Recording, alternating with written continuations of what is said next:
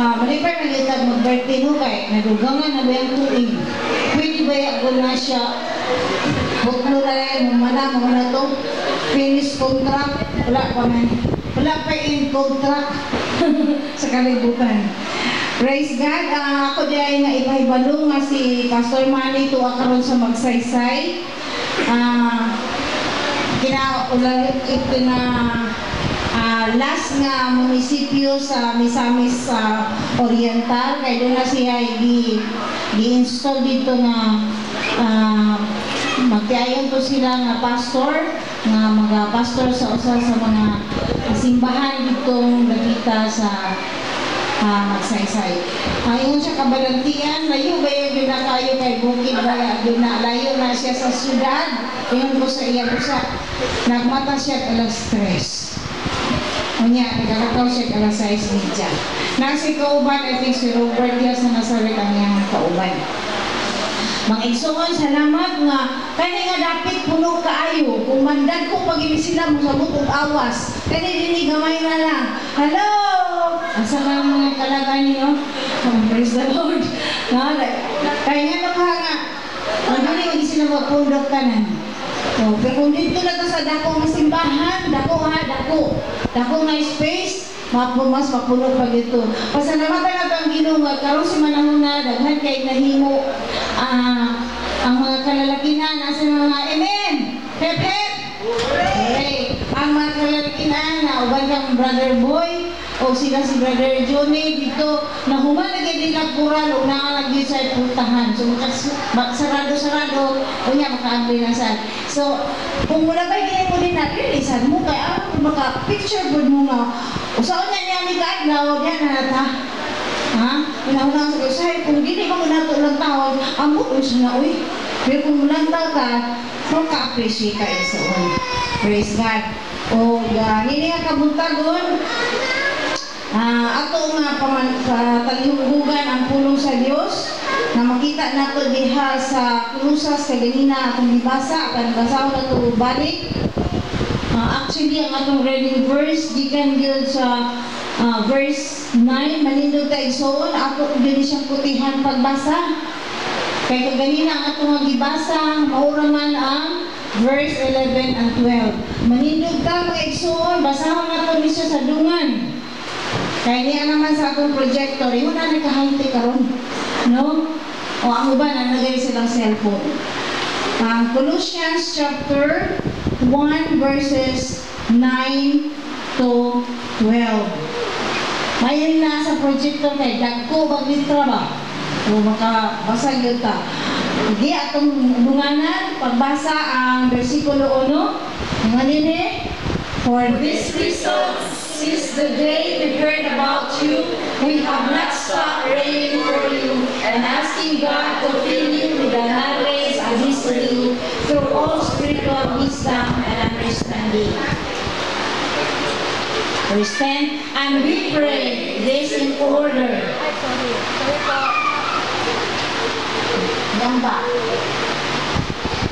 Again. And we pray this in order that you may live a life worthy of the Lord and please Him in every way, bearing fruit in every good work, growing in the knowledge of God. 11. Being strengthened with all power according to His glorious might, so that you may have great endurance and patience and joyfully giving thanks to the Father who has qualified you to share in the inheritance of the saints in the kingdom of light. Mag-ampo ta. Atong balaang na Diyos, inihakabuntagon, salamat kaayo sa imong kaayo sa matag kinabuhi nga niya karon ang kao ang tulugan sa tanan. Gani gikan sa miaging simana hangtod karon sa tibuok simana nga milabay, ikaw nag-akiman sa imong mga katawhan. Salamat o Diyos sa imong presensya nga nabati gikan pa sa among pagsubod kaganina during the devotional time ug hangtod karon.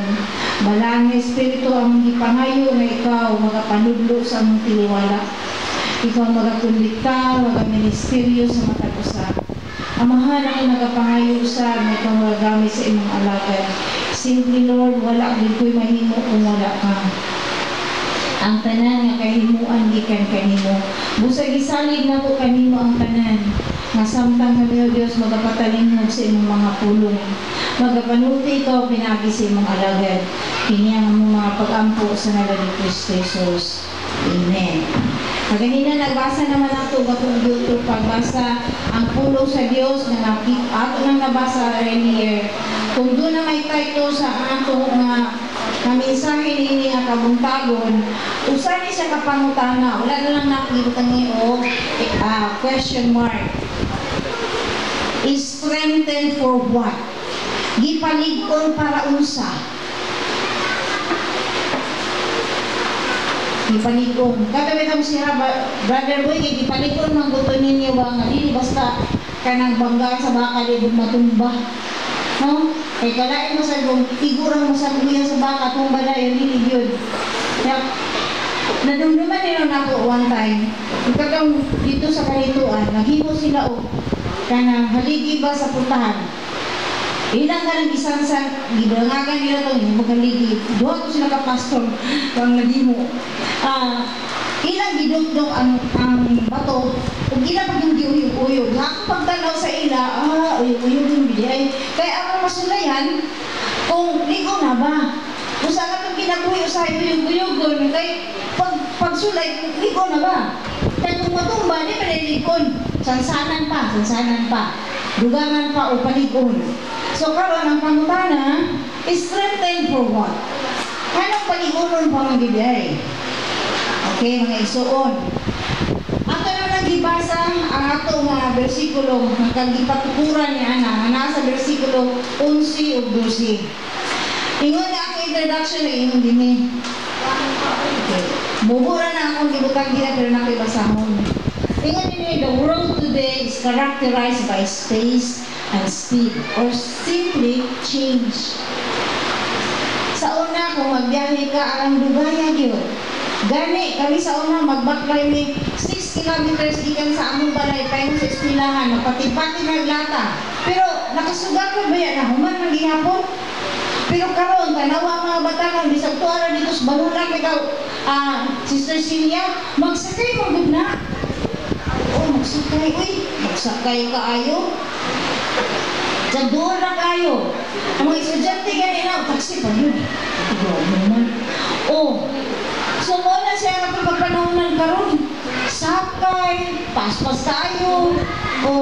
Unya ang communication sa una niya ay magsakay yung airplane gikan sa US, paano sa Philippines is 18 hours. 18, pero karon 8 na lang. Nawala ng 10. Paspas di kayo. Pero sa una 18. Nga ang barko yun sa una. Tayo sa Manila. Upat ka adlaw. Karon kay 24 hours na lang. Kay kusog lagi. So muna siya itong kapanahunan. The contemporary world is characterized by space and speed, by mobility and flight, or simply change. Kaya itong normal na lakaw, normal lang, dili kagat sa paspas sa kapanahunan. Ang communication, mura kung naipanawag dito sa pastor sa abroad, mura dito istorya Pastor Jim na nagatubang yaw. Pero sa una di man, magsindita man sa hilo-hilo. Wala, ginadunggan kay karat-karat kayo. Pero kung grabe ka klaro ang imong tawag, maadto sa babot sa ila o dini. Mao na ang kapanahunan karon. Kung magpadala pa ng kwarta, ipaladala ni mo dili, makuha dito kung asa-asa in the world, asa-asa in the Philippines. Kay connection naman. Dito naman sila mag-debit credit dito. Dili naman ang kwarta dadalhin mismo. Dito. Wala na ng kwarta ka dadalhin mismo. Wala na. Dito na lang mo i-claim dito sa imos. Si Sister Celia, kung padala niya sa kwarta, i-claim naman na niya. Western Union ka, Palawan ka, dito lang. Kaya, split of seconds mo, pindot ana. Grabe kayo kay ikaw nga nagpadala karon, sultihan na ka nga pwede na mag-claim dito sa imong ipadadaan. O ya kung iyan sa gi-claim dito, sultihan sa nga nadawag na niya iyan na gi-claim dito. Grabe kayo. Kasi makainom ka nga, kung gani ko kauli sa balay, na-claim na niya. Yan anak ko paspas igsoon. Nakasinati na ba mo ni Ana nga, dali ra ka magpadala o dali ra sa ka makadawa sa naay ginagpadala sa imo? Grabe ka pas-pas. Pero sa akong panahon, brother boy sa una. Alam ko, pag ikaw kay may edad na, kakanugay yun. At telegrama, niabot ka na lang. Wa pa na ito telegrama. Malayan ka, uy. O, mauna sa una. Karon, dili tagagat sa tiksoon. Apan, nami mayo ani. Tungod sa kapaspas, makatabang ni siya, maka-evangelize ta, kamo kay mga young people, no? Mahilig kayo, isa mahilig ko sa Facebook, Messenger, o sa tanong sa diya. Amo na siya, daghan kayo na siya, pindot-pindot lang. Imbes ka na ina-i-post-post din na ngayong dagway, sige kung ingon sa akong mga estudyante, bisa kung saan ninyo nagpahiyong-pahiyong, anggol-anggol, maurag yung naong. Minamaw to. Pero kay ganahan lagi sila sa ilang Facebook. Mahabig ka ayog yun. Kisa may ligo sa Facebook, di na ako mamutana kay murag 90%. O, kanan siya. First thing in the morning, ako wala na ko yung Facebook. Wala ko yung Facebook, amot na ako sa na to. Since January, wala na ako nagpagtagad sa iya. Kaya mo rin magyapong dagwayas, Justina mo, rin yapon na inalangoy. Sige kag mag-update sa imong Facebook, kaya magkatiguang ka man, brother boy, ayaw na nag-update, bora to. Oh, baka naman ito eh. Sige. Oh, magamit kini siya aron maka-evangelize ka sa atong mga friends nga dili pa magtotoo. Busa, kung mag-Facebook pa lang mo, bago mo pindot sa inyong i-post, i-correct yun ninyo ang spelling, i-correct yun ninyo ang grammar, ayaw yun mo kay daghan na ba makabasa. Hello, are you with me? Managili na lang ganyan umutan na usahay kay di ka process ako utok. Ano siya man? Sige, ingon. Mo na siya ang kaayo karon. Kay dalira kaayo, paspas kaayo. Apan, dunay dili maayo. Tanaw na to. Ang dili maayo diha, nara. We can be weakened in this manner. Kaya naman. However, more than anything, this modern technology can very well distract us.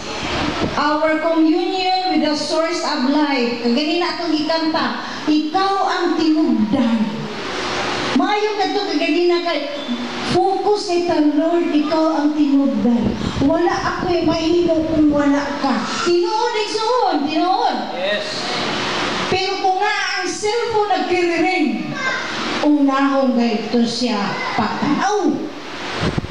Isang nag-ampo ka pa.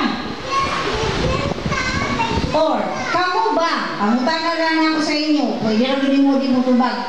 Kung mag-ampo ba mo, switch off ba ninyo inyong cellphone? Iyon, kaya ba signal itubag sa Ginoo? Maayos na yun nyo, kaya Ginoo, ipag-text-text nyo. I encourage you, people of the world, of this high-tech, of this cyber age, switch off your computer, your cell phone, your laptop, your whatsoever gadget you have there when you commune with God. That is adultery. So, grabe kayo niya, kalot lang ginisot sa Ginoo. Nga naman, kung nag-istorya lugar si Lucille o si Jay, grabe kayo nila, intimate kayo ng relation, lalo na kasi mag-asawa. Ngayon mo kalit pag-atog dito, ang mag-diretso si Jay, kung siya, bati o niya ni Lucille, nagibiyaan siya. Jay kasi maglasong. Hallelujah. Sa mga asawa, mga bana nila, o intimate kayo yung relation, kautaw lang ay nanutok ni kalit, ang mas brother boy, di ka masubukan.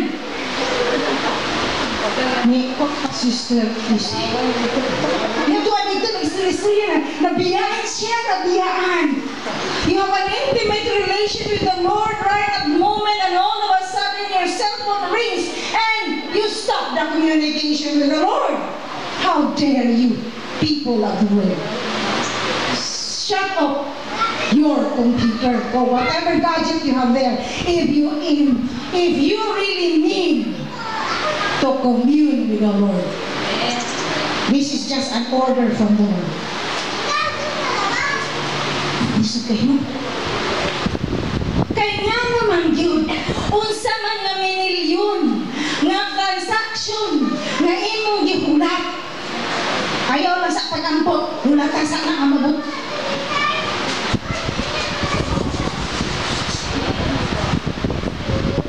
Bisan gani tulog kayo, mong mata gani. Kaya na ay, hi, hello, tulog kayo nakamata. Kamu, entertain mo, anak. Makamata mo, anak. Kung gugmaan lagi. Pero kung makuhit ang Holy Spirit, pag-ampo para sa imong igsuon, pag-ampo sa imong para sa imong mama, pag-ampo, ay, tungkol kay Lord. Mauna na yung muna. If you have the time, an intimate time with the Lord, can you shut off your gadgets? It's up to you. It's between you and the Lord. Kaya uban, dili gayud magkakatamtang. The first thing in the morning and the last thing in the morning ay ang nataktan na yung cellphone. Para sa ako, it's a criminal offense before the Lord. Nga naman, kagrabe naman. Naapagin sa inyong bulsa, naapagin sa inyong bag, una pag yung makaptan mo ito, ulahin pag yung makaptan mo, Japon to, kung saan naman na, ano nyo din? Buragino, ano ito niya? Muna siya. That is the distraction, that is how this technology can distract us. Pero, kinsa may mas labaw? Ang technology o ang tao? Ang tao nga ginama sa dagway sa Dios, mga igsoon, maoy magmaster sa mga butang nga ginama sa tao. O, naminaw ba? Kasi ng mga millennial, di makarelate sa ako ka, kasi manitin na kay baby boomer, maguna, kakaang tao, maguna. Hello, are you there, millennials? Kailangan naman yung mga millennials, kaya sumpay silang kinabuhi. I'm sorry for the word, but then, probably it is. Kasi akong klase, di pwede na cellphone na green. If it rings, get out and do not come back. Kaya nga akong cellphone, gipalong man sa nako, may nilano, ako nagpalong sa cellphone kaya nagklase, niya sila, mag-helo-helo, diha. Kaya nagsasulod sa akong klase, uy. Ulatan na yung minilyon na transaction. Mauna siya, in short, we are weakened in this manner.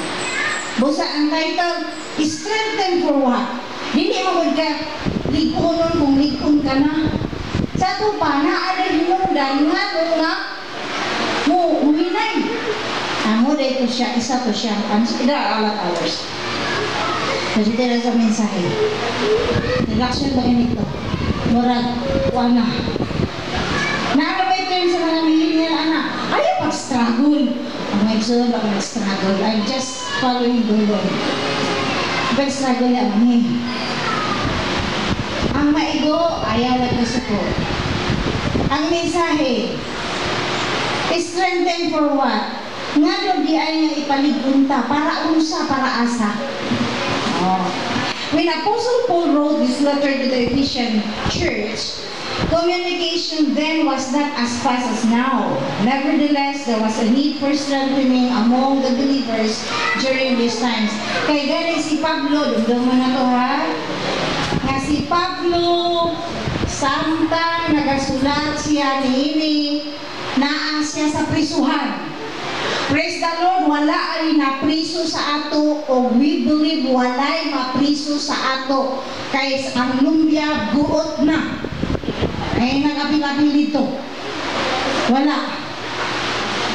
Ang uban ng mga prisuhan karon, Brother Boy, Brother Nilson, piyot na kayo ba? Nagreklamo na sila sa kapiyot kaya ang capacity sa 100, dibuta ka ng 300. Piyot na kayo. Halos na sila magbayad ng dakway.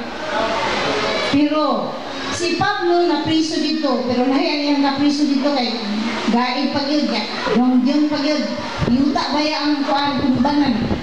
Pero nakahimo pag-yod siya pagsulat. Nga naman, di ay sa kapanahonan ni Pablo, dili pa malingon kapaspas karon apan ang ilang kontra, gobyerno mismo. Nga naman, si Pablo na priso kay nagwali. Wala may napriso na to din sa Cagayan. Nabi na dagdunggan nga nagpriso kay nagwali. Wala oy. Libre kay ta. Pero lahi ang atong prisuhan. Kaya ang atong prisuhan, ang atong pagkaokupado. Ang atong prisuhan mo ang pagkawala na to'y oras. Gibaligya na to atong oras. Ambot lang kung asa yung gibaligya, gifrinda. Mao kana siya ang atong prisuhan karon nga gipamusgan nga kini siya nga mensahe igsoon ang sulat ni Pablo hangtod karon tinuod pa nga naatay gipanglimbasugan tungod kay dunay daghang mga butang nga makapaluya paghihapon sa ato karon nga kapanahunan unta nga ang komunikasyon paspas naman unta paspas mo unta nga atong lihok pero dili kaya nga atong lihok maura gyud na siya una so unsa man di ay hinungdan nga naman nga kinahanglan tag paglikod ang una nga punto igsoon tungod kay dunay pagpanginahanglan sa puso. Bisan unsa nga kapanahunan, there's a need for strengthening. Regardless of time and era, there's a need for strength. Tinood igsoon? Nakidadunggan ba? Kani bitang trend lo. Ingon ang uban. Mayroon na sa mga dato kay kana ang sa mga sila ra may nakapabor ang mga pobre sa mga pobre. Di pagmudan na ako ang usa ka instructor nga kabalo ang balawda. Unsa man diyan siya? Na may maayo din na pili maayo pero ang klaro ra gyud nga istorya, ang tapulan gyud ipit gyud ang trendlo. Kaya nga naman ang mga trabahante di ay kanang nga trendlo ang ilang exemption sa tax kay nisaka naman. So dako ang ilang take home.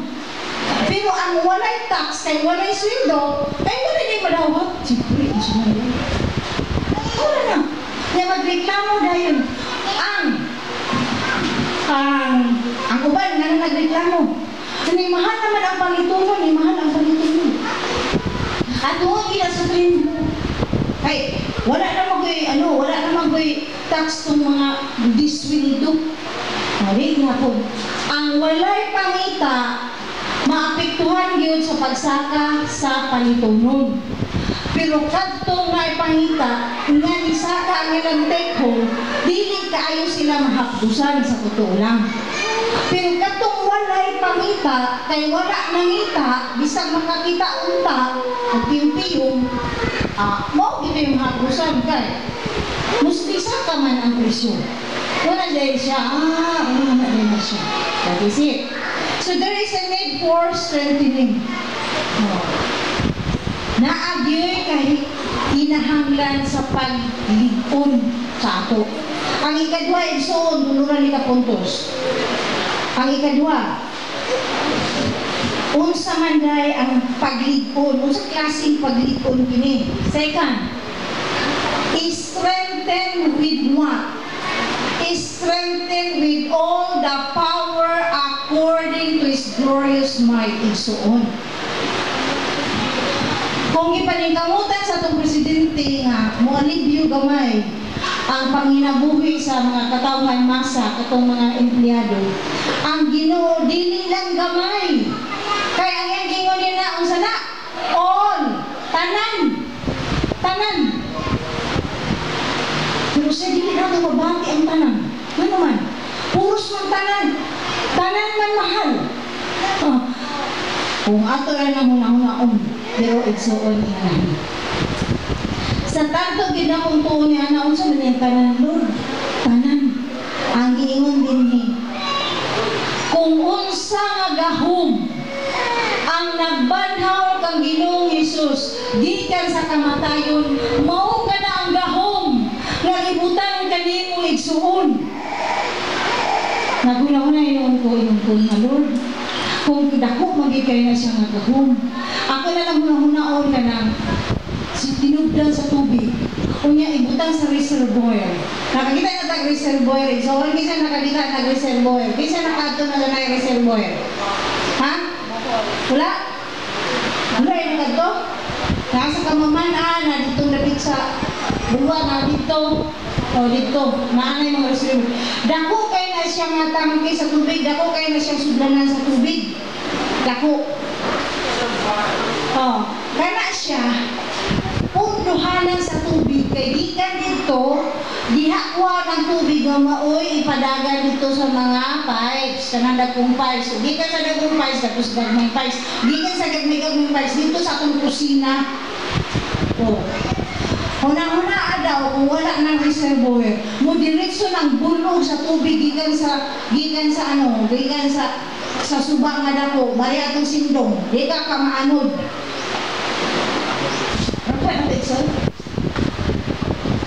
Okay, this is it.